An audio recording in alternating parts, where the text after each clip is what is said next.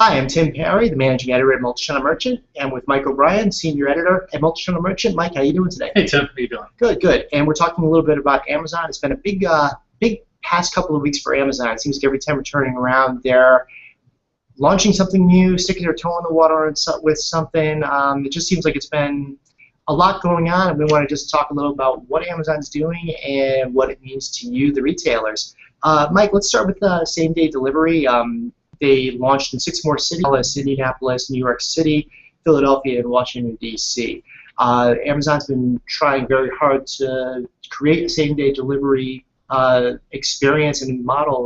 What are you seeing with this most recent launch? I'm seeing that they're just continuing to blow out and expand this whole same-day thing, going into new markets. And I think what they're really trying to do is create more demand for same-day, because a lot of people I talk to, merchants and vendors and consultants, are saying that they haven't really seen people really like demanding and lining up and screaming for same-day.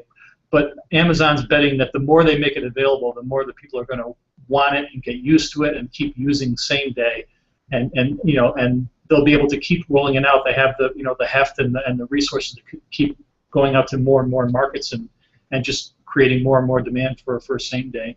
I'm in one way I'm a naysayer when it comes to same-day delivery. I'm thinking, well, why do I need to order my toothpaste online, have it sent to me the same day, or a shirt, or a pair of pants, or anything else I might need? But then again, I think about it when I get home.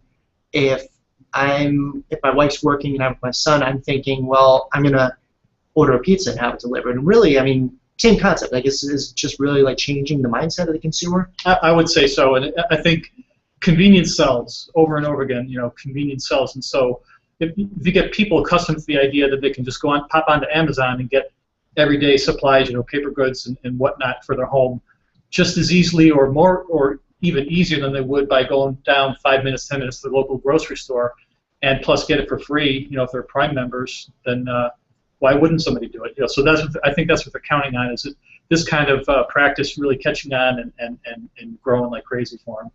Let's go from same-day delivery to even faster delivery. They also announced, and I believe it was a few weeks back, but you covered it this week, 15 sortation centers that are going to be in there. And that's going to help with a few different things like Sunday delivery. What about the sortation centers is so special, and how's that going to help Amazon?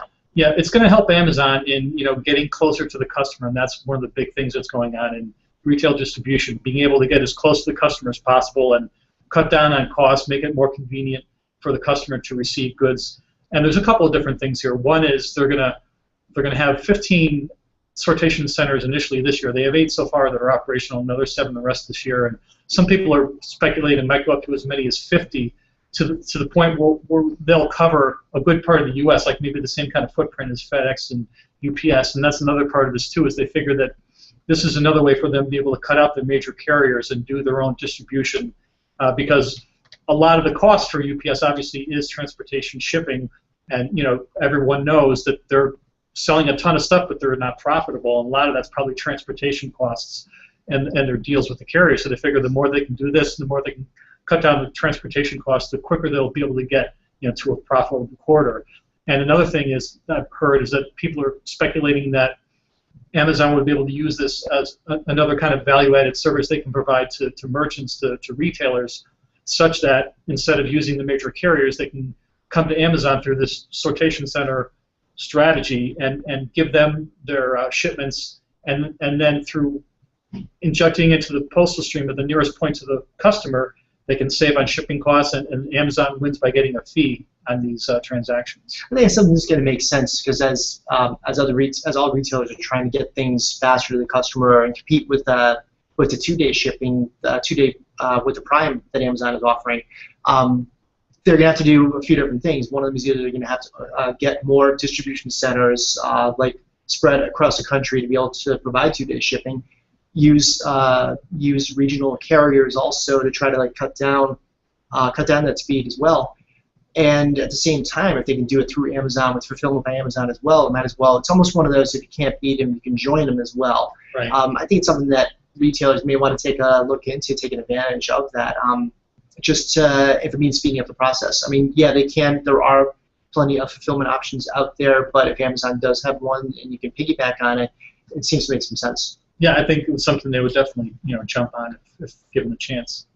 Another one we're talking about this week is the actually a few weeks ago Amazon launched the Fire Phone finally, and it seems like what we're finding is user testing did a test on this, and it says that they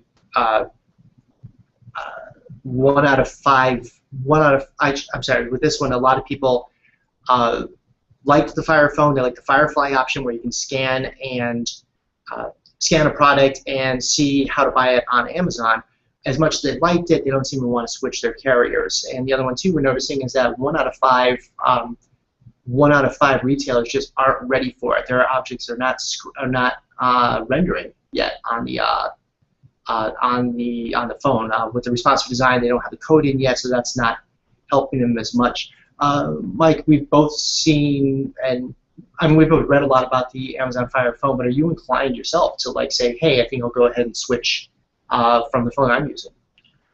Me personally, I wouldn't see any compelling reason to do it for a couple reasons. One is that all the reviews that I've seen on the phone, no one's been really kind of wowed or blown away. You read CNET and all these different technical publications that review, consumer electronics, and no one's been really amazed and wowed, except for the Firefly app. That's the part I think that's, the really big deal about this, the app that lets people scan products in store and immediately see it pop up in the Amazon site, and they can purchase it immediately.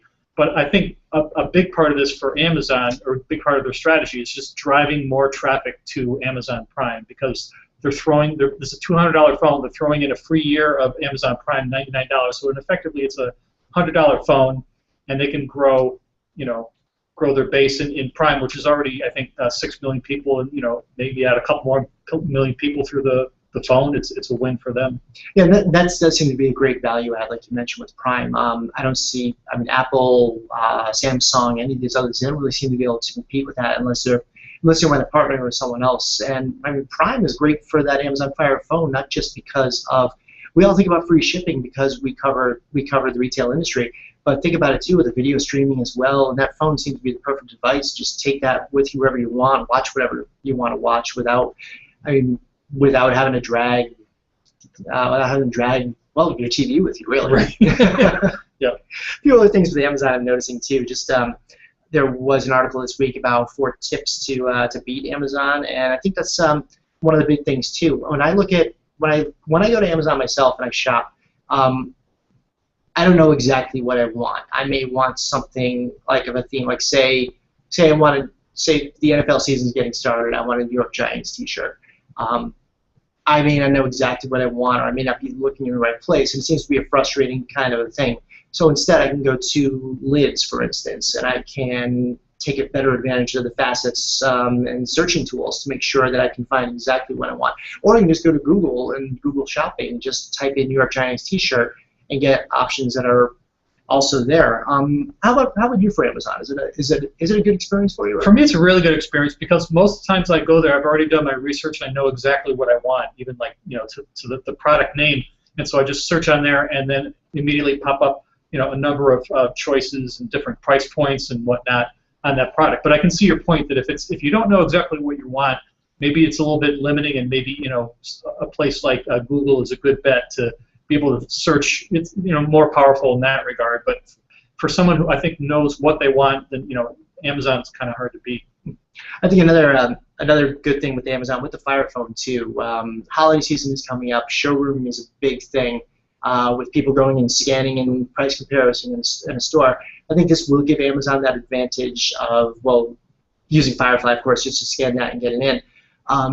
But I'm thinking, obviously, Amazon's not going to be the only phone out there. There's still going to be the iOS system. There's still going to be Android. There's still going to be Windows phones.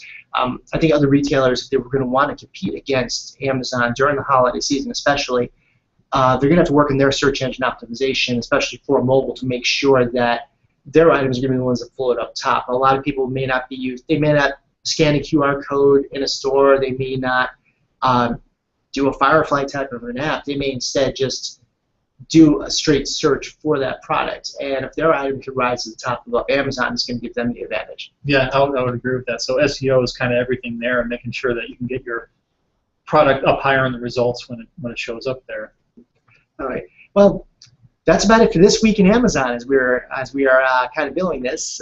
For Mike O'Brien, I'm Tim Perry. Have a great weekend.